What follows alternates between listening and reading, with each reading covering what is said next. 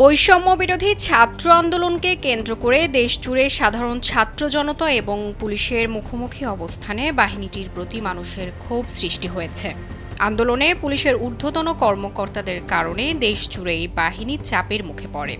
৫ August প্রধানমন্ত্রীর পদ থেকে শেখ হাসিনার পদত্যাগের পর দেশ জুড়ে বিভিন্ন থানায় ক্ষোভের বহিঃপ্রকাশ হিসেবে সাধারণ মানুষ হামলা চালায়, ভাঙচুর করে এবং আগুন ধরিয়ে দেয়।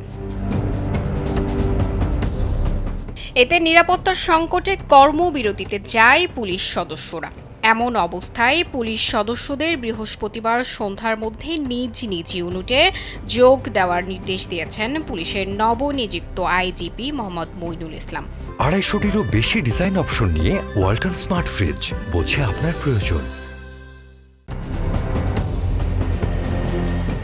এদিকে বাংলাদেশ পুলিশ সদস্যদের উষ্ণ অভ্যর্থনার মাধ্যমে কাজে ফিরিয়ে আনার পরামর্শ দিয়েছেন জনপ্রিয় অভিনেত্রী নুসরাত ইমরোজ তিশা। বৃহস্পতিবার দুপুরে ফেসবুক পোস্টে ছাত্র জনসাধারণের প্রতি এই আহ্বান জানান অভিনেত্রী। এ সময় তিশার ওই পোস্টে একটি ছবি শেয়ার করতে দেখা যায়।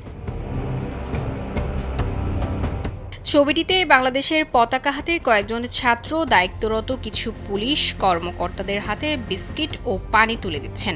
ছবিটির মাধ্যমে এই অভিনেত্রী বোঝাতে চেয়েছেন, ছাত্র পুলিশের মাঝে কখনো বৈরী সম্পর্ক নয়, বরং এমন উষ্ণ সম্পর্ক থাকা উচিত। ছবির ক্যাপশনে তিনি লিখেছেন, চলুন আমরা সবাই মিলে আমাদের আইন শৃঙ্খলা বাহিনীকে ওয়ার্মলি ওয়েলকাম জানাই যখন তারা কাজে নামবে, কারণ তারাও আমাদের দেশের অংশ। এর আগে আরও একটি পোস্টে এই অভিনেত্রী লিখেছিলেন, আইন শৃঙ্খলা পরিস্থিতির দ্রুত উন্নয়ন করুন এবং দেশকে স্বাভাবিক অবস্থায় ফিরিয়ে আনুন। বৈষম্য বিরোধী ছাত্র আন্দোলনের শুরু থেকেই শিক্ষার্থীদের সঙ্গে ছিলেন দেশের শিল্পী ও কলা কুশলীরা। এদের মধ্যে অন্যতম নুসরাত ইমরোজ তিশা।